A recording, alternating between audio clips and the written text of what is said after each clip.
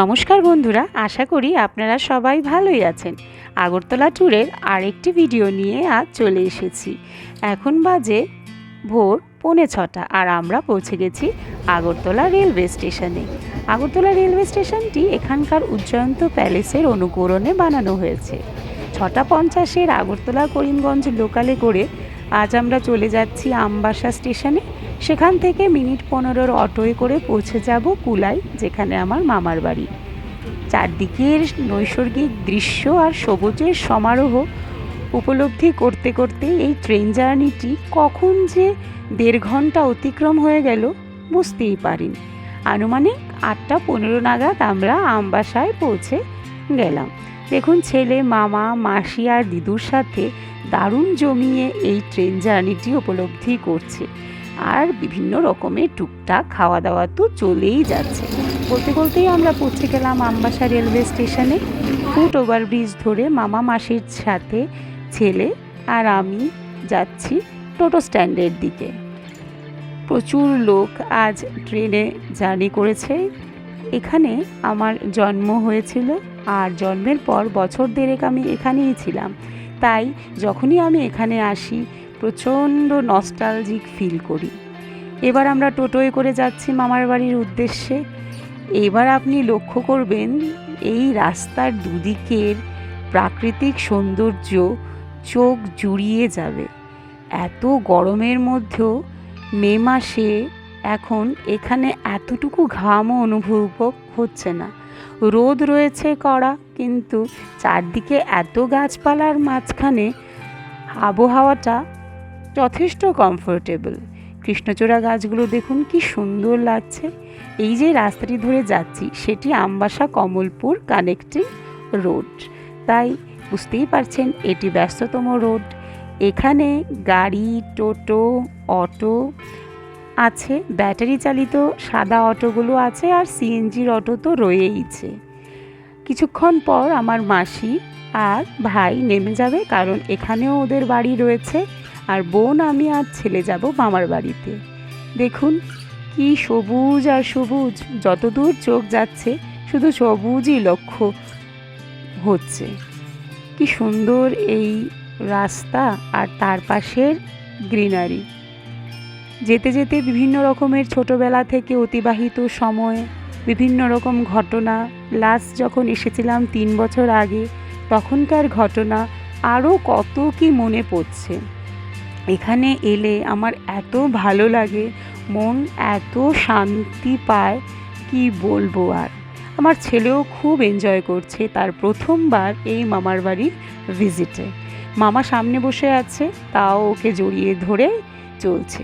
মাঝে মাঝে মামার সাথে খুনসুটি করছে, টুকটাক টুকটাক মেরেও দিচ্ছে। এভাবেই ওর এই পুরো জার্নিটা ও এনজয় করছে। কি খুশি ও, যে সেটা বোধহয় আর এক্সপ্রেস করার জায়গা পাচ্ছে না। বলতে বলতেই মামার বাড়িতে চলে এলাম। দুধারের এই গাছপালা আর এই ঢুকেই ডান দিকের এই ছোট্ট ফুলের বাগানটি, তার পাশেই রয়েছে এখানে ঢেকি। আর এদিকটায় দেখুন মুরগির ঘর, আর এই হচ্ছে আমাদের বড় উঠোন। আর এই পাশে হয়েছে ছোট মামার করা নতুন ঘর, 8-10 বছর হয়েছে। আর এই সামনের যে ভিটেটি দেখতে পাচ্ছেন মাটির ঘর, সেটাই হচ্ছে আমাদের আদি মামার বাড়ি, যেটা দাদুর আমলে দাদু আর মামারা মিলে তৈরি করেছিল। কি সুন্দর মুরগির বাচ্চাগুলো দেখুন। এ পাশটায় চলে আসছি যেখানে মুরগির ঘর রয়েছে, তার সাথেই কিছু কচিকাচারা খেলাধুলো করছে বলে আমার ছেলে এখানেই এসে দিদুর কোলে উঠে পড়েছে। এই পাশ থেকে পুরো ঘরটা, পুরো বাড়িটা একবার দেখাই। এই দেখুন পুরো গ্রিনারি, চারিদিকে কত রকমের যে গাছ আছে আমি জানিও না এখানে। এইবার ছেলে মুরগির ঘরে মুরগির বাচ্চা দেখতে চলে গেল, আর বাচ্চাদের খাবারও দিচ্ছিল। এ পাশে দেখুন তুলসী বেদিটি কি সুন্দর রয়েছে, এইটি 7 বছরের পুরনো। আর পাশেই আম গাছ রয়েছে, তাতে আমও ভালোই ধরেছে। উঠোনে খড়কুটো শুকোতে দেওয়া রয়েছে, আর কিছু তিলও রয়েছে। এই হচ্ছে আমাদের আদি ভিটে, যেখানে আমার জন্ম হয়েছে আর তারপর আমি অতিবাহিত করেছি আমার জীবনের প্রথম 1.5 বছর বয়স। এই ঢেঁকিটি এখনও মামিরা ইউজ করে, যেটি আগে রান্নার ঘরের ওখানে ছিল আর এখন এখানে এনে রাখা হয়েছে। এই কাঁঠাল গাছটিতে দেখুন কত কাঁঠাল ধরেছে, আর খুবই সুস্বাদু এই কাঁঠাল, আমি পরে খেয়েওছি। আর এপাশে দেখুন চাল কুমড়োর গাছ রয়েছে। এবার চলুন যাই ক্ষেত আর জমি দেখতে। এই রাস্তাটি পেরিয়ে উল্টো দিকেই হয়েছে আমার মামাদের ক্ষেত। এইদিকে দেখুন এখানেও কিছু লাউ আর কুমড়োর চাষ রয়েছে, আর এপাশে মোস্ট প্রবাবলি বেগুনের চারা রোপণ করা হয়েছে। চলুন সামনের দিকে এগিয়ে যাই। এখানে একটা সোলার পিভি সেলও ইনস্টল করা রয়েছে। আচ্ছা, আর একটু সামনের দিকে যাই, ক্ষেত দেখতে পাবেন। চারদিকে কত রকমের নাম না জানা গাছ, আমি তো অত গাছের নামই জানি না। চলুন এগিয়ে যাওয়া যাক। শুনেছি এখানে তেজপাতা গাছ রয়েছে, কিছু তুলো গাছও এখানে নাকি রয়েছে। এখানে দেখুন ছোট ছোট কিছু সবজি রয়েছে, শাক রয়েছে। বলতে বলতে মামার সাথে দেখা হয়ে গেল।